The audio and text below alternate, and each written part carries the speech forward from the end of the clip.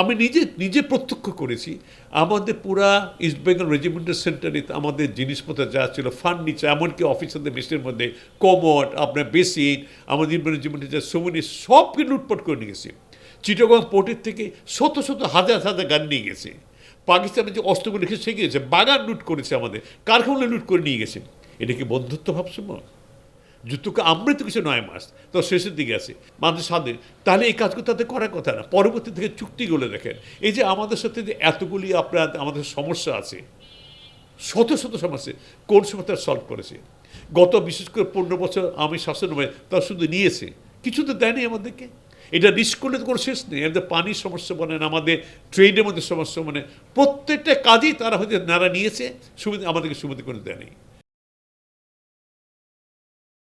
আপনি একজন খেতাবপ্রাপ্ত মুক্তিযোদ্ধা, আপনি কি মনে করেন ভারত বিশেষ উদ্দেশ্যে আমাদেরকে 1971 সালে সহযোগিতা করেছিল? আপনি কিন্তু এই প্রশ্নের উত্তর আমি আগেই কথা প্রসঙ্গে দিয়ে দিয়েছি আপনাকে, এর মধ্যে সন্দেহ নেই।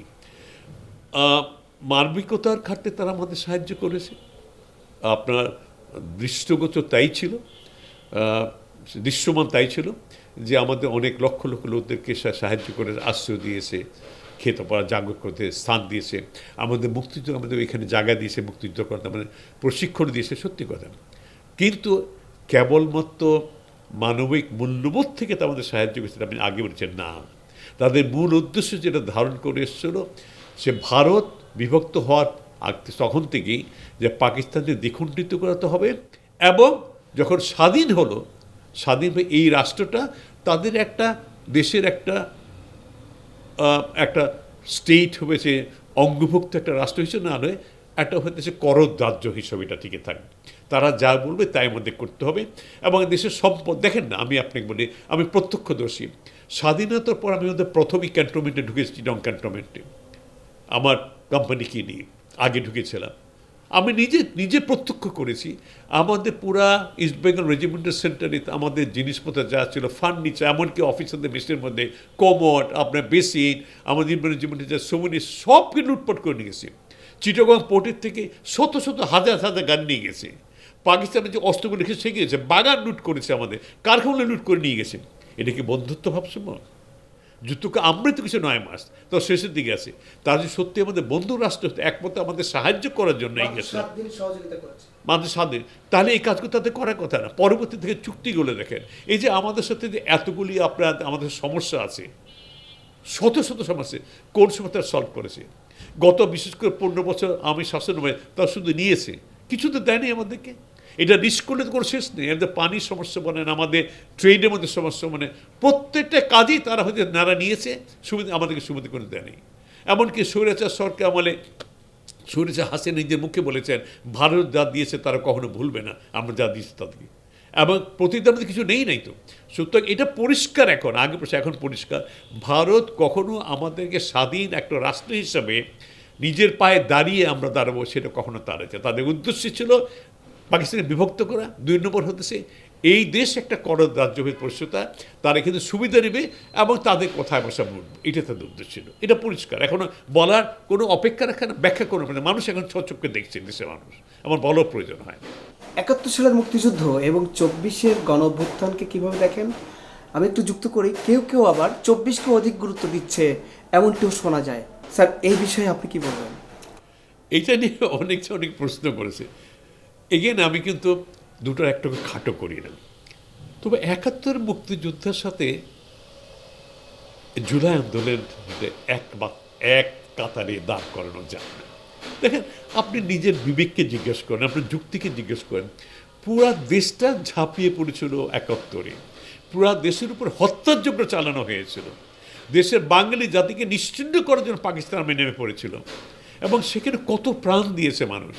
30 লক্ষ কথা আমি বলি না, এটা একটা ভুয়া নাম্বার, এটা হতে পারে না, এটা প্রশ্ন কারণে, এটা হয়তো যাই হোক 2 লক্ষ 3 লক্ষ মানুষ তো নির্যাতিত হয়েছে, আমাদের বাড়ি ঘর সব পুড়িয়ে দেওয়া হয়েছে, নারী পুরুষ শিশু নির্বিশেষে সবাইকে হত্যা করা হয়েছে।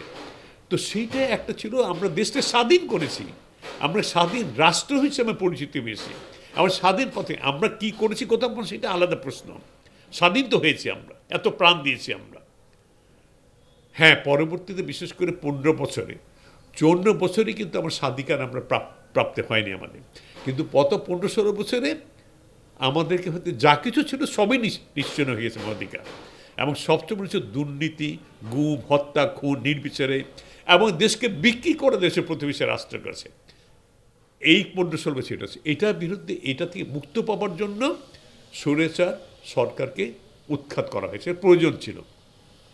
এবং আমি দায়িত্বহীনভাবে বলি, রাজনৈতিক দলগুলি আন্দোলন করেছে কিন্তু তারা সফল হয় নাই। সফল হয়েছে আমাদের সন্তানরা। আমি পরে আপনারা বলছেন আপনাদের সফল, আপনাদের ফসল কেমন করে এটা হয়? আপনারা তো 15 বছর রাজনীতি করেছেন, আন্দোলন করেছেন, কি সফল কাম হয়েছেন আপনারা? কয়টা লোক আপনার প্রাণ দিয়েছেন, কয়টা বুক পেতে দিয়েছেন সাইদের মতো সামনে, গুলির সামনে 3বার গুলি খেয়েছে, তারপর পড়ে যান নাই? আমাদের সন্তানরা করেছে। এরা কেন করতে পেরেছে? কারণ নির্ভীক ছিল তারা, তারা প্রাণ দিতে দ্বিধাবোধ করেনি, তাদের চাওয়ার কিছু ছিল। তারা বলেছে, মার কাছে কথা বলে দিয়েছে, মা ফিরে আসতে বলে খুশি হবো, যে গাজী হবো, না আসতে বলে তুই আমার জন্য দোয়া করো। সেদিনই একটা ছেলে দেখলাম, একটা ছাত্র নেতাকে বললো, কান্তিতে আমি নামটা ভুলে গেছি, সে বলল একটা ছেলে বলে গেছে মা আমি ফিরত আসবো। সে 2টা চোখ হারিয়ে গেছে বুলেটে হাসিনা বাহিনীর কাছে। সে বলছে যে আমাকে একটা চোখ কিছুদিনের যে ফেরত দিতে পারেন? আমি মাকে কথা যে মা একটু দেখতে চাই আমি। সে কেঁদে ফেলেছে। তো এই সন্তানরা ত্যাগ করেছে, সত্যি কথা। এটা মুক্তি, স্বৈরাচার থেকে মুক্তি, দেশকে মুক্তিপণ, এটা স্বাধীনতা যুদ্ধ না। দুটাই ভিন্ন আঙ্গিকে দেখতে হবে আমি, কিন্তু দুটাই প্রয়োজন, দুটাকে আমরা সম্মান করি, দুটাই আমরা সালাম জানাই। বিশেষ করে এই সন্তানদেরকে আমি সালাম জানাই। 71 হয়েছিল, কিন্তু এরকম বাচ্চা বাচ্চা ছিল, যুদ্ধে গিয়েছিল, আমাদের গোলাবোধ বহন করেছে, 8 বছরে 7 বছরে সবাই ছেলেপেলে নিয়ে গেছে। কিন্তু এই ছেলে যে অকাতরে বুক পেতে, আমাদের একটা অস্ত্র ছিল, আমরা যে মুক্তিযুদ্ধ করছি আমাদের অস্ত্র হাতে ছিল, এটা অস্ত্র ছাড়া অস্ত্রের সামনে দাঁড়িয়েছে, বুক পেতে দিয়েছে, গুলি করো, তারপর আমি যাবো, রাস্তা ছাড়বো না, স্বৈরাচারের আমি চাই, পতন চাই। এটা তো 71 ছিল না। এটা সেদিক থেকে ভিন্ন, বিনা অস্ত্রহীন বা বুক পেতে দিয়েছে, আমরা বুক পেতে দিই অস্ত্র হাতে, আমরা অস্ত্র ছিল আমার হাতে। এখানে একটা, এটা এখানে বৈশিষ্ট্য আছে, পার্থক্য আছে। কিন্তু স্বাধীনতার যুদ্ধ আর এটার সাথে এক কাতারে ফেলা উচিত। দুটোই হইতেছে জাতীয় জীবনের স্বর্ণাক্ষরে লেখা যাবে।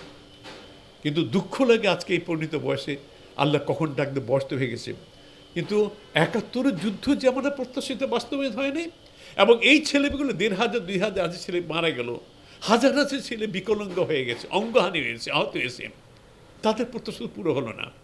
কিছুটা হয়তো হয়েছে, মানুষের আশা ছিল, প্রত্যাশা ছিল, এই সরকার আমলে যেই সংস্কারগুলি তারা করেছে, তারা প্রতিজ্ঞা দিয়েছে ডক্টর ইউনূসের সরকার, সেগুলো করে দিয়ে তারপর নির্বাচনের জন্য মানুষ আন্দোলন করেনি। এই ছেলেদের মারা গেছে 2000, আপনি একটা জিজ্ঞেস করে, দেশবাসী জিজ্ঞেস, তারা কি নির্বাচনের জন্য আন্দোলন করেছিল? না, বৈষম্য দূর করার জন্য আন্দোলন করেছিল। সে বৈষম্যকে আপনি দূর করতে পেরেছেন? আপনি কথা দিতে পারেন পরবর্তী নির্বাচিত সরকার আসলে সেই বৈষম্য দূর করবে, দুর্নীতি দূর হবে, গুম হত্যা বন্ধ হবে, ভারতের কাছে রাস্তাটা বিক্রি হয়েছে, এই বিক্রিতে ফিরে আসবেন। এই যে অসম চুক্তি করেছে, আপনি পরিবর্তন করেছেন? করতে পারেননি। তাহলে এই সরকার নির্বাচন দিয়ে চলে যাচ্ছে, এই সংস্কারগুলি এগুলো বেঁচে থাকবে, সংস্কারগুলি হবে, পরবর্তী নির্বাচন সরকার করবে, তাহলে কথা দিতে পারে সবগুলো বিচার হবে, হাসিনা সব সমস্ত বিচার হবে, নিরপেক্ষ বিচার হবে, তারা কথা দিতে পারেন? বলছেন তারা, এটা নিশ্চিত তারা করবেন।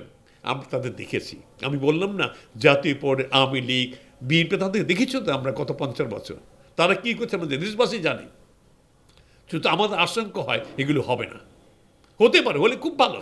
আশঙ্কা হয় কারণ তাদের অতীতে রেকর্ড থেকে আমি বলছি, আমি একজন বৃদ্ধ মানুষ, সেই যে অতীত থেকে রেকর্ড, আমি দোয়া করি এগুলো পূরণ হোক, নির্বাচন পূরণ করুক, কিন্তু না করার সম্ভাবনা বেশি, কারণ অতীত থেকে আমরা বলছি, তাদের চরিত্র থেকে।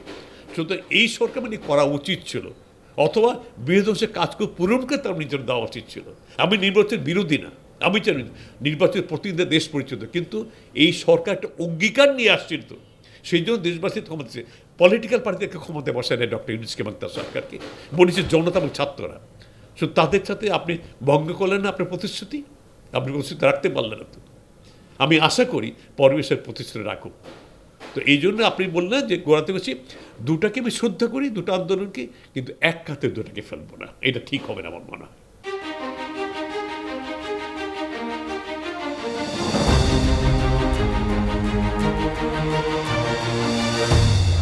1 জানুয়ারি 2026 ইউটিউব জার্নালিজমের অগ্রদূত changeTV.press সংগ্রাম মুখর 7 বছর পেরিয়ে পা দেবে গৌরবান্বিত 8 বছরে। এই আনন্দ প্রহরী সবাইকে নিরন্তর শুভেচ্ছা। চেঞ্জ টিভি 7ম বছরে পদার্পণ করছে জেনে আমি খুবই আনন্দিত।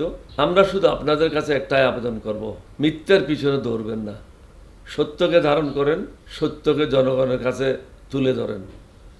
সেটা যতই কঠিন হোক না কেন পিছপা হবেন না, ভয়ের কোনো কারণ নেই। আল্লাহর সাথে থাকেন, আল্লাহ আপনাকে সাহায্য করবে। কোনো মানুষের কাছ থেকে কোনো সাহায্য কামনা করবেন না। ধন্যবাদ। changeTV.press এক ফোঁটা হলুদ নেই।